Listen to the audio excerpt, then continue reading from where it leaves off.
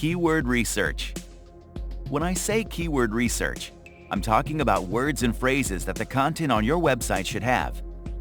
This makes it easy for users searching for such content to find your website easily when they type in specific words into the search bar.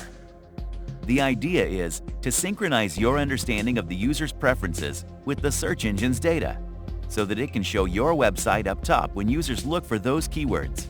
This is one of the most important elements of search engine optimization.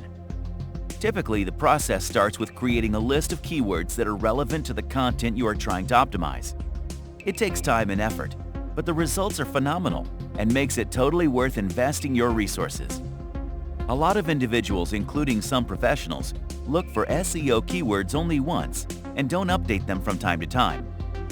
Another mistake is to add only the most popular keywords, which means you will be one of the many websites that have added the same set of keywords. I've talked about updating keywords being an ongoing process. That is because the internet, unsurprisingly, changes every so often, and you need to keep up with it. And updating keywords is like maintenance for the content on the website. You need people to recognize the content from the simplest means, like the title and the accompanying description. This makes them feel like they are talking to a human, albeit a professional, and not a bot or an institution that is out of touch with the present world. This also keeps your web page ranked on top, since these will be the keywords your users are entering into the search bar. There are plenty of tools online that can help you find a bunch of keywords related to a subject, but you must also do your own homework and make sure you keep track of the results on your trial and error techniques.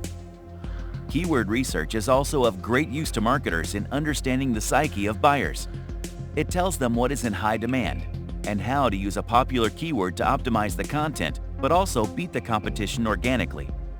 You also learn about the kind of language the demographic that is most likely to seek your products or services is using. Now, it is not enough to find the keywords.